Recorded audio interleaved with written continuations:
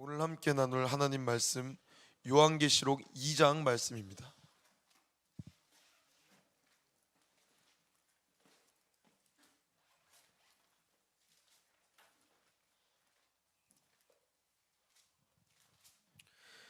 요한계시록 2장 신약성경 400페이지입니다.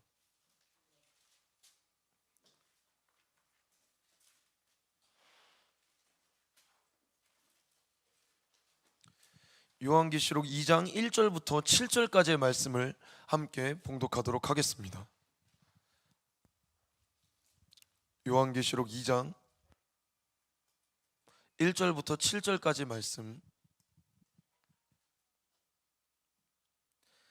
우리 한 목소리로 집중해서 하나님 말씀 읽도록 하겠습니다. 함께 시작. 에베소 교회의 사자에게 편지하라. 오른손에 있는 7뼈를 붙잡고 7 금촛대 사이를 거니시는 이가 이르시되, 내가 내 행위와 수고와 내 인내를 알고 또 악한 자들을 용납하지 아니한 것과 자칭 사도라 하되 아닌 자들을 시험하여 그의 거짓된 것을 내가 드러낸 것과 또 내가 참고 내 이름을 위하여 견디고 게으르지 아니한 것을 아노라.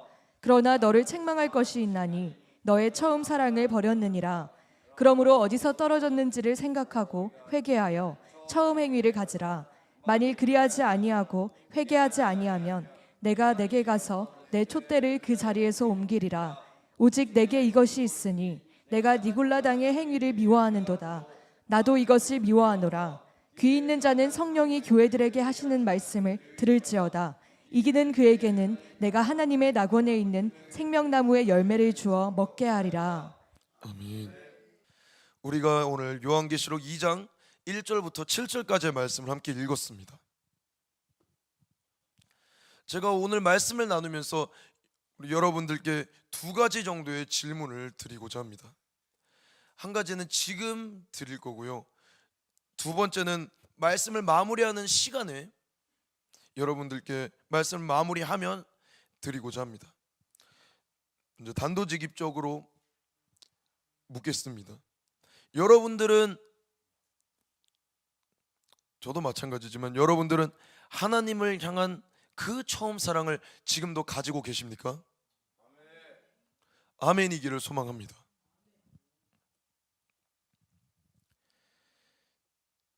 우리가 예수님을 각자의 사역과 각자의 기도와 각자의 인생사를 통해서 만난 줄로 믿습니다. 하나님께서 각자 한 사람 한 사람에게 그 사람에게 맞는 방식으로 찾아오셨고, 우리 한 사람 한 사람에게 우리에게 필요한 그 음성을, 사랑의 음성을 들려주셨고 우리에게 감동을 주셨습니다. 여러분들은 그 하나님께서 찾아오신, 하나님께서 나를 만나주신 그 뜨거운 사랑을 지금도 가지고 계십니까?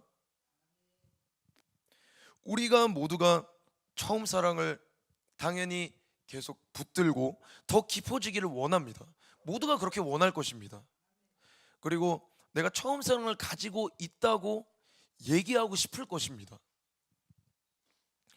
그런데 정말로 그 처음 사랑을 내가 지금도 내가 붙들고 있는가, 아니면 그렇지 아니하고 나의 처음 사랑이 버려졌는가? 그것은 사실은 나 자신도 알고 하나님께서 아십니다. 우리가 아무리 내가 처음 사랑을 가지고 있다고 이야기해도 하나님께서 보시기에 내가 여전히 그 뜨거운 처음 사랑에 불타고 있는가 아닌가는 하나님께서 보실 때 결정되는 것입니다. 그래서 오늘 본문 말씀을 보면 처음 사랑은 대개 처음 행위와 많이 직결됩니다. 내가 처음 예수를 믿고, 혹은 내가 처음 하나님을 뜨겁게 만나고, 처음 예수님을 뜨겁게 만나고 사랑할 때는 내가 했던 나의 처음 모습들, 나의 처음 신앙의 어떤 행위들, 모습들, 물론 그렇지 않고 더 변화되고 더 좋아지는 경우도 있습니다. 그런데 대개의 경우에는 내 삶에서, 내 신앙의 모습에서 그 주님을 뜨겁게 사랑했을 때는 했던 모습들이, 행위들이 사라졌다면 사실 그건 처음 사랑이 사라진 것일 수 있습니다. 오늘 성경에 그렇게 나오지 않습니까? 예수님께서 이 에베소 교회에게 여러 가지 칭찬을 하셨지만 한 가지 책망합니다. 너는 처음 사랑을 버렸다. 이 에베소 교회가 행위도 있고 수고도 있고 인내도 있고 거짓된 사도들도 배격하고 많은 좋은 일들을 했습니다. 치열한 영적인 전쟁을 잘 수행해 왔지요. 그럼에도 불구하고 예수님께서 책망하십니다. 왜 책망하십니까? 너는 처음 사랑을 버렸다. 그리고서 이제 5절에 말씀하시는 것이 그러므로 어디서 떨어졌는지를 생각하고 회개하여 뭐라고 하십니까? 처음 행위를 가지라. 이 부분은 굉장히 중요한 부분입니다. 지금 처음 사랑을 잃어버린 것에 대해서 책망하셨는데 처음 사랑을 가지라 보다도 처음 행위를 가지라고 지금 말씀하고 계십니다. 우리가 정말 예수 그리스도를 영접하고 정말 하나님과 뜨겁게 사랑했을 때, 아, 하나님이 정말 나를 사랑하시는구나, 하나님이 정말 나를 아시는구나, 예수께서 정말 나를 위해 피 흘려 죽어주셨구나 하는 그 사랑이 가슴 깊이 뜨겁게 와닿을 때, 네, 너무 감사하다, 이 구원의 은혜가 너무 기쁘고 감사하다, 그 기쁨에 그 감격에 젖어서 내가 하나님을 위해서 이렇게 해야 되겠다, 아, 내가 하나님을 위해서, 아, 내가 하나님과 이렇게 교제하고 이런 시간을 가져야 되겠다. 우리가 처음 사랑을 시작할 때 다들 그런 결단의 시간과 그런 다짐들이 있었을 것입니다. 그런데 지금 저도 마찬가지지만 우리는 어떻습니까? 지금도 그 처음 뜨겁게 사랑했을 때 그 사랑과 그 결단에 불타고 계십니까? 우리의 행위와 우리의 어떤 수고와 인내는 늘어날 수도 있습니다. 에베소 교회도 실제로 늘어났습니다. 그러나 그 처음 사랑을 계속 붙잡고 있느냐? 지금도 그 처음 사랑에 불타고 있느냐? 아니면 그 사랑은 온데간데 없는 채 껍데기와 행위만 남아 있는가? 수고와 인내라는 허울 좋은 명목만 남아 있는가? 그것은 철저하게 별개의 문제입니다. 그래서 오늘 우리가 먼저 볼 것은 예수님께서는 분명히 처음 사랑을 버린 것에 대해서 책망하십니다. 그렇다면 우리는 처음 사랑을 지금 가지고 있다면 계속 붙잡고 더욱 깊이 그 사랑을 유지해야 됩니다. 그리고 만약 내가 그 처음 사랑을 잃어버렸다면 어디서 떨어졌는지를 생각하고 그 처음 사랑을 다시금 찾아와야 됩니다. 처음 사랑이라는 것은 식어지는 개념이 아닙니다. 처음에 100 정도였다가 90, 80, 70이 아니라 이 100인 상태에서 이게 없어졌다면 그건 처음 사랑을 잃어버린 겁니다. 조금 떨어졌다가 아니라 아예 없어진 것입니다. 이 부분을 잘 생각해야 됩니다. 아, 내가 그래도 전에는 이만큼 기도했는데 지금은 이 정도밖에 안 하네, 아, 이만큼밖에 안 하네, 아이고 좀 내가 부족하지만 그래도 난 이만큼은 하네. 아닙니다. 그때 처음 사랑이 있었을 때 그때만큼 못하게 됐다면 그거는 내 수준이 떨어진 것이 아니라 그냥 처음 사랑이 없어진 것입니다. 그 사랑은 다시 회복해야 됩니다. 다시 가져와야 됩니다. 그러지 않는다면 우리 또한 이 에베소 교회 성도들처럼 하나님 앞에 책망을 받게 될 것입니다. 우리가 신앙생활하면서 이제 천국 가는 그날까지 주님 바라보며 주님과 동행하며 살아가야 할 터인데 주님께 칭찬을 받기는커녕 책망을 받으며 신앙생활을 한다면 그것이 되겠습니까? 우리는 이 처음 사랑을 가지고 있다면 더 깊어져야 할 것이며 잃어버렸다면 다시금 찾아와야 됩니다. 그럼 내가 처음 사랑을 가지고 있는지, 여전히 처음 사랑에 불타고 있는지 아닌지 어떻게 알 수 있는가? 그것은 많은 경우에 처음 행위를 내가 지금도 가지고 있는지 봄으로써 알 수 있습니다. 되게 그렇지 않겠습니까? 처음 예수님을 믿을 때 그 하나님에 대한 사랑을 깨달았을 때 내가 결단하고 행동했던 것들, 실천했던 것들, 내 삶의 신앙의 모습으로 하나님께 보여드렸던 것들, 그것들이 없어졌다면, 처음 사랑이 없어져서 그것이 없어졌거나, 아니면 여러 가지 삶이 바쁘다, 인생이 고되다 하는 여러 가지 핑계 속에 그것을 하나둘씩 없애가면서 처음 사랑이 없어져 버렸든, 이 처음 행위라 처음 사랑은 뗄래야 뗄 수가 없는 관계죠. 우리도 이 말씀 함께 나누는 시간, 이 예배 드리는 시간 가운데 내가 과연 지금도 하나님을 향한 그 처음 사랑을 가지고 있을까? 지금도 내가 불타고 있는가? 내 삶의 모습은 어떻지? 내가 신앙생활을 하고 있다고 하는데 내 삶의 모습에 지금도 그 뜨겁게 사랑했던 그 예수님이 만나주셨던 그 구원의 감격과 기쁨에 젖어서 행동했던 그것들이 지금도 살아서 움직이고 있는가? 그것을 철저하게 돌아보고 가지고 있다면 감사하고 더더욱 행하기를 원하며, 잃어버렸다면 이 시간 회개함으로 찾아오는 은혜가 있기를 간절히 소망합니다. 성경에 보면 이 처음 사랑을 잃어버려서, 이 처음 행위를 잃어버려서 아주 비참한 결과를 맞이한 인물이 있습니다. 우리가 생각하건대 이제 처음 사랑이 있다는 것은 예수님께서, 하나님께서 우리에게 주신 그 만남의 기쁨, 구원의 감격, 그 사랑이 충만하다는 것을 의미하지 않겠습니까? 처음 사랑이 있다는 것은. 근데 처음 사랑이 잃어버려졌으면 마음속에, 우리의 심령에 빈 공간이 생긴 것이죠.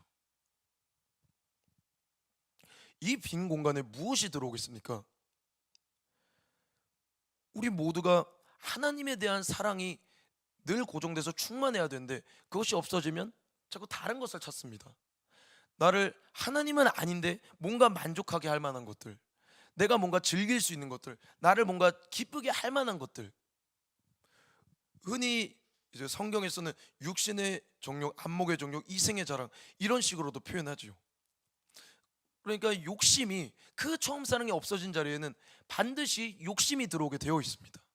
하나님을 향한 사랑이 없어졌으니까 그 눈이 갈 곳을 이제 하나님을 향하지 않으니까 다른 것에 향하게 되는 겁니다. 세상의 것들, 내 육신의 욕심들. 그렇게 처음 사랑이 없어지면 우리 속엔 욕심이 들어오고요, 그 욕심이 잉태하면 이제 죄를 낳습니다. 성경에도 그런 인물이 있었습니다. 우리가 흔히 아는 다윗입니다. 제가 전번에는 소년 다윗의 믿음에 대해서 여러분과 함께 나누었습니다.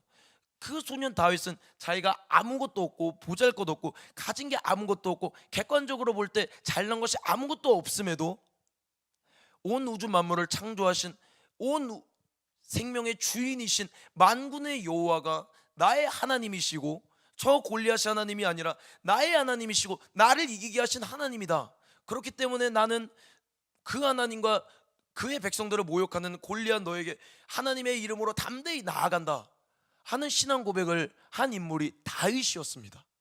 그리고 실제로 그는 그 믿음 하나 붙잡고 이 보잘것없는 돌팔멜로 골리앗을 무찔러 이겼고요. 그런데 그 다윗도, 그렇게 하나님을 향한 사랑과 믿음과 은혜에 불타고 있던 다윗도 그 처음 사랑을 잃어버리는 사건이 성경에 기록되어 있습니다. 무슨 사건인지 아십니까?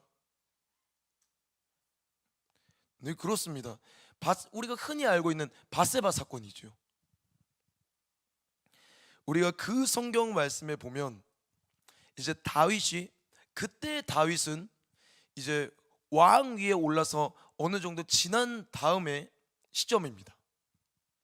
이제 사울 왕이 죽이려고 달려드는 무시무시한 위협도 없고, 주변의 대적들도 차차차 다 정리됐고 매번 이기고 있고 승승장구하고 있는 상황이었습니다. 다윗이 그렇게 도망다니고 연단받는 그 과정이 마침내 빛을 발했다 하고 볼 수 있는 상황이었죠. 다윗은 하나님을 사랑했고 하나님이 무엇보다 다윗을 너무너무 사랑하셨습니다. 그래서 그 연단을 거친 다윗에게 그렇게 하나님께서 축복을 해주셨는데, 다윗이 그 축복을 받고 하나님이 이렇게 은혜를 주셨구나 감사하다 하는 그 믿음을, 그 사랑을 계속 유지했느냐? 그렇지 못했습니다. 우리 성경 말씀을 잠시 함께 보도록 하겠습니다. 이제 사무엘하 말씀인데요.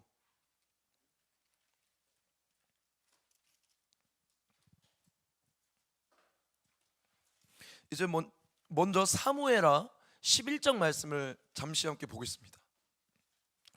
구약 성경 477페이지입니다.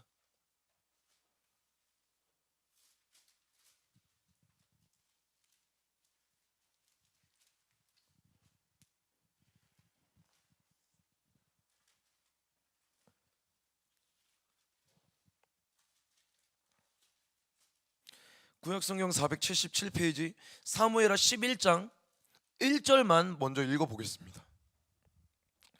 사무엘하 11장 1절입니다. 함께 읽도록 하겠습니다. 시작. 그 해가 돌아와 왕들이 출전할 때가 되매 다윗이 요압과 그에게 있는 그의 부하들과 온 이스라엘 군대를 보내니 그들이 암몬 자손을 멸하고 라빠를 에워쌌고 다윗은 예루살렘에 그대로 있더라. 아멘.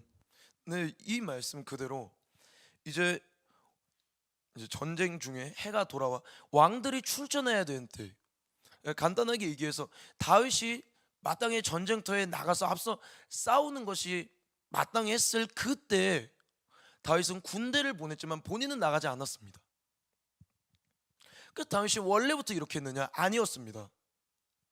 항상 이제 사울한테 쫓겨다니는 그때에도 먼저 앞서서 싸우며 항상 선봉에 서서 하나님의 전쟁을 수행해 왔고, 또 왕이 되고 나서도 그가 먼저 앞서 나가서 싸우면서 그렇게 싸워왔던 다윗입니다. 그런데 오늘의 모습은 어떻습니까? 그는 출전해야 되는 그때가 왔음에도, 그가 마땅히 그 전쟁의 자리에 있어야 함에도 그는 있지 않았습니다. 그가 하나님을 위해서, 하나님의 나라를 위해서 그 전쟁을 마땅히 수행했어야 됨에도 불구하고 그는 오늘 예루살렘에 자기 집에 그대로 있었습니다. 이미 그의 모습에서 그의 처음 행위와 다른 모습을 찾아볼 수 있는 거죠. 다윗은 이런 사람이 아니었습니다. 다윗은 이렇게 행동 안 했습니다. 나가지 말라고 그래도 자기가 먼저 출전하던 사람이 다윗이었습니다. 왕 되고 나서도 처음에는 그런 식으로 싸웠습니다. 그런데 오늘 모습에 보니 다윗에게 어떤 심령의 변화가 있었고 어떤 일이 있었는지 우리는 알기 어렵습니다. 성경에 구체적으로는 안 나와 있으니까요. 하지만 이제 예상하건대 왕이 되었고 이제 전쟁에서 수수수 이겨나갔고 이제 그도 안정을 찾았을 것입니다. 그렇게 안정을 찾았으면 하나님께서 이렇게 이기게 해주셨구나, 하나님이 여기까지 나를 인도하셨구나 감사하고 더 기쁨으로 기도하며 더 힘써서 하나님을 기쁘시게 할 일을 수행했어야 되는데, 이때 그는 그러지 않았습니다. 그렇게 그 처음 행위를 잃어버리고 나니 다윗이 어떤 행위를 하죠? 이제 저녁 때 다윗이 기도를 한 것도 아니고 예배를 드린 것도 아니고 그저 부스스 저녁 때 어스름 일어났다가 이제 밧세바를 보고 그것이 화두가 되어서 결국 죄를 짓지 않습니까? 심각한 죄를 짓죠. 밧세바가 이때 목욕을 하면 안 됐었네 뭐했네, 그렇게 밧세바에게 잘못을 따지기보다 다윗이 이때 있었을 필요가 없지 않습니까? 다윗이 먼저 처음 행위를 잃어버리고 곧 처음 사랑에서 멀어진 것, 그게 잘못이었습니다. 결국 하나님을 향한 그 처음 사랑이 없어진 그 마음 속에 다윗의 마음에 여러 가지 피로, 여러 가지 그냥 대충 군대들 보냈으면 됐겠지 하는 아니란 마음, 그리고 어슬렁어슬렁 하다가 밧세바를 보니 딱 이제 욕심이 들어온 거죠. 그리고 결국 그는 죄를 짓기까지 이르렀습니다. 심각한 죄를 지었죠. 사무엘하 12장에서 보면 이 다윗이 자기가 하나님을 떠나고 내가 이제부터 죄를 짓겠다, 내가 이제부터 하나님을 완전히 떠나버리겠다, 이런 마음으로 다윗이 무서운 죄를 지은 게 아니었습니다. 나단 선지자가 이제 다윗에게 비유를 들면서 설명할 때 그가 다윗이 노하면서 하나님의 살아계심을 두고 맹세하노니 이런 사람은 벌을 어떻게 받아야 되고, 이 율법에 나와 있는 부분이거든요. 양 새끼를 4배나 갚아주어야 된다. 다윗이 지금 자기가 하나님을 떠났다고 생각한 사람이라면, 내가 이제부터 죄를 짓겠다고 결심한 사람이라면, 내가 이제부터 하나님을 믿는 믿음에서 내가 벗어나겠다고 생각한 사람이라면 과연 감히 하나님의 살아계심을 두고 맹세한다는 말을 어떻게 할 수 있겠으며, 어떻게 하나님의 그 율법의 근거에서 나단이 예시로 든 사람을 정죄할 수 있겠습니까? 이 다윗은 지금 자기가 하나님을 사랑하고 있다고, 하나님을 믿고 있다고 생각하고 있었습니다. 다만 처음 사랑을 잃어버렸을 뿐.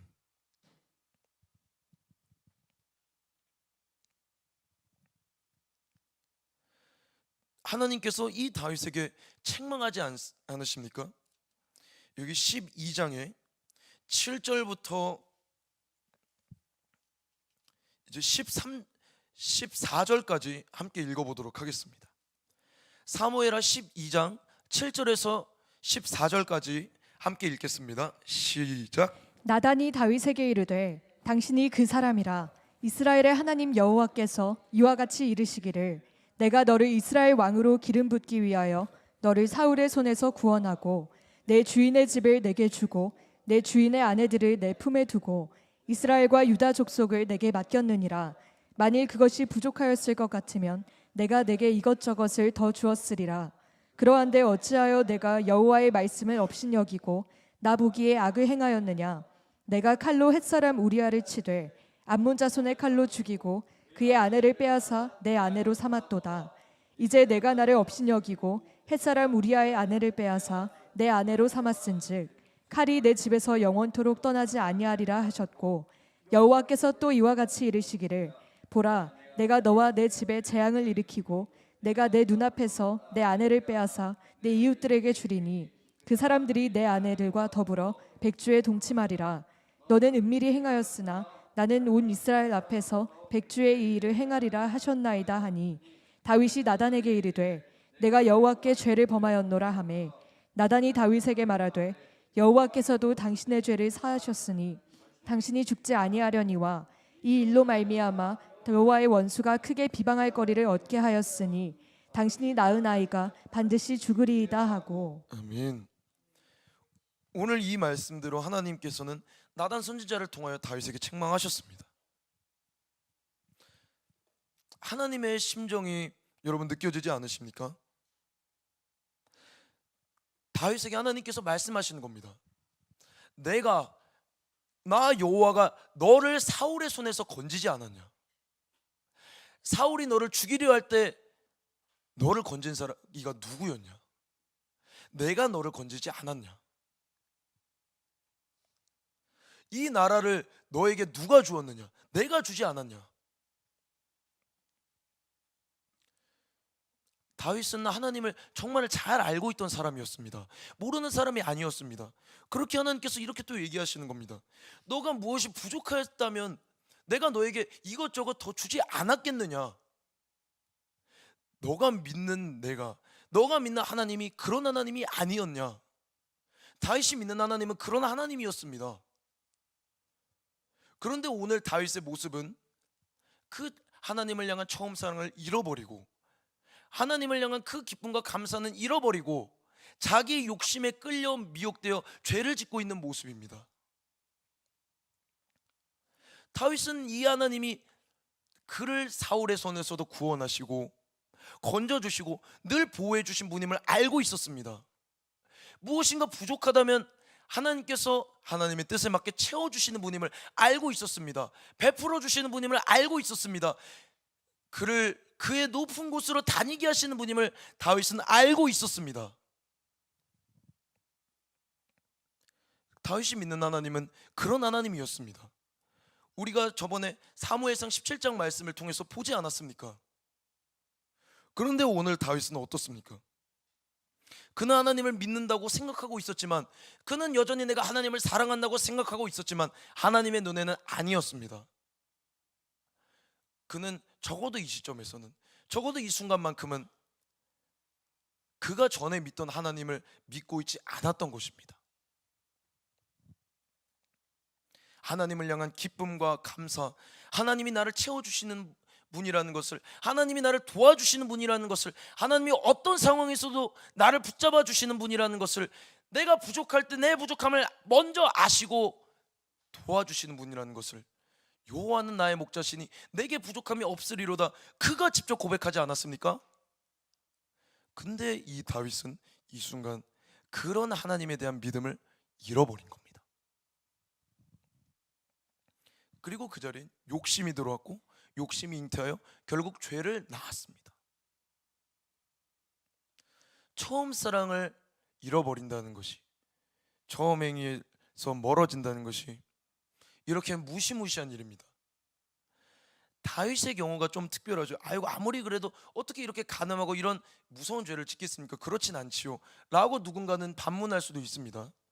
보통은 이 정도의 끔찍한 죄는 짓고 싶어도 지을 수가 없을 겁니다. 그런데 하나님 눈앞에서는 이런 죄를 짓든 안 짓든 하나님을 향한 처음 사랑에서 떠난 것 자체가 책망받을 일이고, 그 상태에서 짓는 죄가 인간의 눈에 크고 작든 그것은 죄입니다. 하나님께 책망받을 분명한 일입니다. 오늘 우리는 다윗을 통해서 우리 자신을 돌아봐야 됩니다. 나는 어떠할까? 그리고 다윗을 통해서 권면을 받아야 됩니다. 이 다윗이 이 사건이 있은 후에, 이 직후에 한 기도가 있습니다. 철저하게 처절하게 다윗이 시편 51편에서 회개의 기도를 올립니다. 시편 51편을 잠깐 보도록 하겠습니다.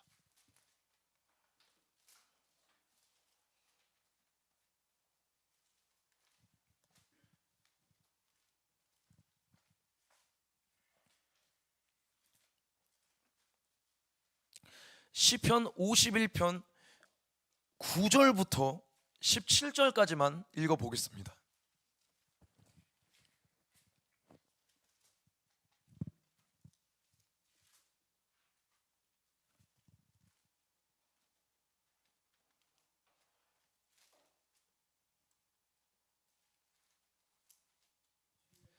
시편 51편은 구약성경 838페이지에 있습니다.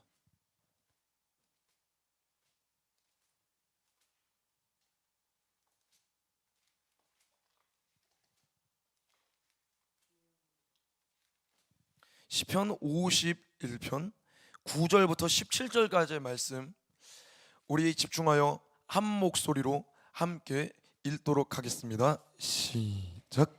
주의 얼굴을 내 죄에서 돌이키시고 내 모든 죄악을 지워주소서. 하나님이여, 내 속에 정한 마음을 창조하시고 내 안에 정직한 영을 새롭게 하소서. 나를 주 앞에서 쫓아내지 마시며 주의 성령을 내게서 거두지 마소서. 주의 구원의 즐거움을 내게 회복시켜 주시고 자원하는 심령을 주사 나를 붙드소서. 그리하면 내가 범죄자에게 주의 도를 가르치리니 죄인들이 주께 돌아오리이다. 하나님이여, 나의 구원의 하나님이여, 피 흘린 죄에서 나를 건지소서. 내 혀가 주의 의를 높이 노래하리이다. 주여, 내 입술을 열어주소서. 내 입이 주를 찬송하여 전파하리이다. 주께서는 제사를 기뻐하지 아니하시나니 그렇지 아니하면 내가 드렸을 것이라. 주는 번제를 기뻐하지 아니하시나이다. 하나님께서 구하시는 제사는 상한 심령이라. 하나님이여, 상하고 통회하는 마음을 주께서 멸시하지 아니하시리이다. 아멘. 시편 51편이 이 사건이 있은 직후에 다윗의 회개의 기도였습니다. 오늘 다윗이 얘기하지 않습니까? 그가 내 죄에서 나를 돌이키시고 죄악을 지워주소서, 회개하며 용서를 구하며 하는 이야기에 우리 주목해 봅시다. 주의 구원의 즐거움을 내게 회복시켜 주시고 자원하는 심령을 주사 나를 붙드소서. 왜 이 기도를 하겠습니까? 그에게 구원의 즐거움이, 하나님을 향한 그 처음 사랑, 주님이 나를 사랑하시고 주님이 나를 구원하셨다는 그 기쁨이 그의 마음속에서 사라졌기 때문에 그의 마음속에 더 이상 이 기쁨이 남아있지 않기 때문에 그가 이렇게 기도하지 않았겠습니까? 하나님께서 그렇게 내게 구원의 즐거움을 회복시켜 주시고 자원하는 심령을 주시면 내가 범죄자에게 주의 도를 가르치리니 죄인들이 주께 돌아오리이다. 다윗이 이전에는 이렇게 죄인들에게 주님의 도를 전하는, 전도하고 복음을 전하는 거죠. 간단히 얘기하면 이 일을 다윗이 전에 안 했던 것이 아닙니다. 다윗은 늘 이 일을 했던 사람입니다. 전에는 안 했다가 이제는 내가 하나님께 뭔가 잘못한 것 같으니까, 내가 뭔가 좀 없어 보이니까 해야겠다, 이런 마음으로 한 게 아닙니다. 원래 이렇게 했던 사람입니다. 그런데 그가 구원의 즐거움을 잃어버리고 그 기쁨을 잃어버리고 이 처음 행위마저 다 잃어버린 겁니다. 자기 안위와 자기 편함, 자기 욕심에만 집중하고 자기 욕심을 이루는데 거기에만 눈이 꽂혀 있고, 하나님께서 무엇을 원하시는지, 나를 구원하신 하나님께서 어떤 분이시고 어떻게 해주시는지 그것에 대한 관심은 조금도 있지 않고 순전히 욕심과 잃어버린 처음 사랑과 죄로 빨리 달려가는 발만이 그에게 남아 있었을 뿐입니다. 제가 이제 마무리하며 두 번째 질문을 여러분께 드리겠습니다. 여러분은 지금도 오늘도 구원의 감격에, 구원의 기쁨에 충만하십니까? 오늘 이 시간도 예수님께서 나를 구원하셨구나, 나를 위해서 피 흘려 주셨구나, 정말 값없이 그 죄를 용서해 주시고 답 없는 이 죄인을 용서하시고 구원하셨구나, 나를 그렇게나 사랑하셨구나, 지금도 나를 사랑하시는구나, 그 구원의 감격이 지금도 여러분들의 심령 속에서 불타고 계십니까?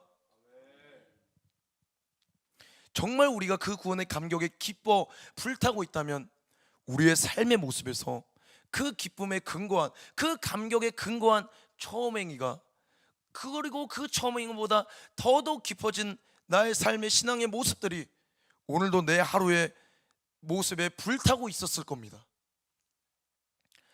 저도 마찬가지지만 우리가 우리의 하루를, 우리의 일생을 돌아보기를 원합니다. 내 입술로는 그 구원의 감격을 노래하면서 내가 정말 그 구원의 감격의 기쁨에 젖어 충만해 있었는가? 그렇지 않다면 내 삶의 모습에 그렇지 않다는 것이 드러났을 겁니다. 어쩌면 이미 욕심에 끌려 죄가 잉태하여 범죄하는 삶을 오늘날로 살았을지도 모릅니다. 혹시 그럴지도 모르죠.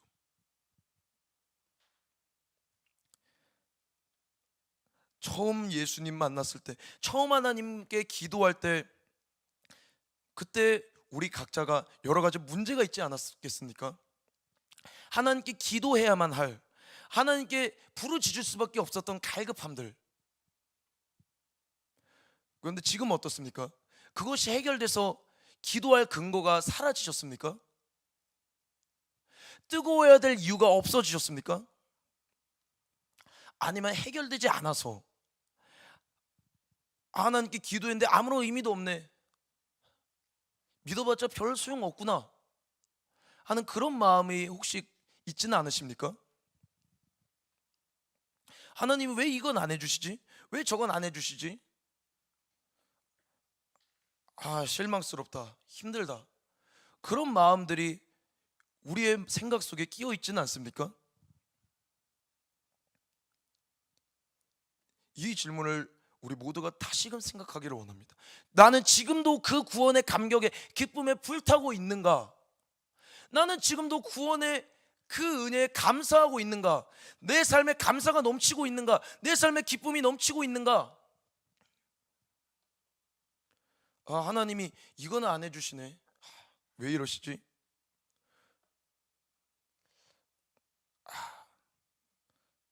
이건 좀 아닌 것 같은데, 이거는 좀 잘못된 것 같은데. 여러분들 마음은 어떠십니까?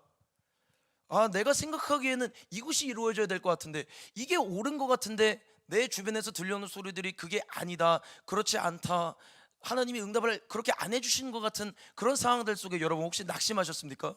혹시 절망하셨습니까? 혹시 실망하셨습니까? 그럴 수 있지 않겠습니까? 저는 안 그런데요 라고 해도 내 삶을 돋보기 들여다보듯이 사사히 들여다보면 그런 것들이 우리 속에 하나둘씩 있는 것을 발견하게 됩니다. 우리의 연약함 때문에 하나님을 믿는다면서 예수님의 구원을 찬송한다면서 그 구원의 기쁨을 막상 누리지 못하는 것이죠. 그렇다면 여러분 우리가 왜 예수님을 믿습니까? 그 믿음으로 죄에서 자유함을 받고 천국 가기 위해서 믿는 것 아닙니까? 그런데 여러분은 어떻게 하시겠습니까? 천국 들어가셨을 때 하나님, 그때는 하나님이 옳지 않으셨고 이거는 옳으셨고 하나님이 부분적으로 옳으셨던 것 같아요, 이렇게 말씀하시지 않지 않겠습니까? 내 지나온 삶 동안 하나님이 이 천국까지 이르신 동안 모두 하나님이 옳으셨습니다. 하나님이 항상 옳으셨습니다, 이렇게 얘기하지 않겠습니까? 천국에서 하나님 앞에 설 때. 그러면 천국에 갈 때든 지금 우리의 삶에서든 동일하지 않겠습니까? 하나님은 항상 옳으신 분이십니다. 하나님은 언제나 옳으신 분이십니다. 하나님은 가장 옳으신 분이십니다. 그분이 우리를 사랑하십니다. 그분이 우리를 지금도 잠잠히 사랑하시며 우리로 말미암아 기쁨을 이기지 못하시며 우리로 말미암아 즐거이 찬송하십니다. 지금도 우리를 돌보시며 지금도 우리를 바라보시며 지금도 우리를 그 크신 손으로 붙잡아 주십니다. 그리고 그분이 나를 위해서 그 아들을 보내어 내 모든 죄를 용서하시고 내가 이전에 받았어야 될 죄의 형벌, 지금 받아야 될 죄의 형벌, 앞으로 받아야 될 모든 죄의 형벌까지 모두 짊어지고 그 아들을 죽이셨습니다. 그리고 그 아들을 다시 살리셔서 우리에게 구원의 길을 열어주셨습니다. 그 사실을 믿는 우리는 오늘 이 시간 우리의 숨이 끊어져도 저 천국에 갑니다. 그것으로 부족하십니까? 그것으로 부족하십니까? 충분한 근거가 되지 않습니까? 우리가 믿는 하나님은 그런 하나님입니다. 그 하나님으로 충분하지 않으십니까? 그 하나님을 믿는 그 믿음으로 항상 기뻐하고 쉬지 말고 기도하고 범사에 감사할 근거가 충만하지 않으십니까? 하나님이 아직도 무엇인가 더 해주셔야 됩니까? 하나님이 아직도 이것을 안 해주셨으니까 좋으신 분이 아닙니까? 여러분들은 지금도 구원의 감격에 불타고 계십니까? 불타고 계신다면 오늘 이 시간을 허락하신 것에, 오늘 이 하루를 허락하신 것에, 오늘 나를 이 자리에 오게 하시고 오늘 내가 예수를 믿는다고 고백하게 하신 것에, 오늘 죽어도 천국 갈 그 구원의 길을 허락하신 것에 기쁨과 감사로 충만해야 될 줄로 믿습니다. 그리고 그 기쁨과 감사 때문에 세상에 어떤 풍파가 닥쳐오든 어떤 바람이 내게 몰아쳐 올지언정 우리 승리할 수 있습니다. 요한계시록 2장에서 마지막에 그렇게 말씀하지 않으십니까? 이기는 그에게는 내가 생명나무의 열매를 먹게 하리라. 우리는 이기는 자들입니다. 그리고 이미 이긴 자들입니다.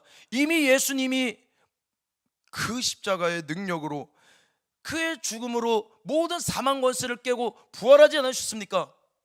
우린 이미 이긴 자들입니다. 그런데 어째서 아직도 지고 있겠습니까? 어째서 아직도 세상의 욕심에, 세상의 자랑에, 세상이 말하는 비교에 언제까지 진채로 있어야 되겠습니까? 우리는 그래서 안 됩니다. 우리의 하나님은 더딜지라도 기다리면 이루어 주신 하나님, 반드시 응답하신 하나님, 반드시 복 주고 상 주신 하나님, 반드시 그의 천국까지 우리를 붙잡고 인도하신 하나님입니다. 반드시 승리하게 하시는 하나님입니다. 우리를 구원하신 하나님은 그런 하나님입니다. 우리가 오늘 이 시간도 그 하나님을 정말 진실로 믿기를 원합니다. 내게 있었던 그 구원의 감격과 기쁨, 내야말을 잃어버렸다면, 그 처음 사랑을 잃어버렸다면 우리 다시금 회복합시다. 다시금 회개함으로 찾아오기를 원합니다.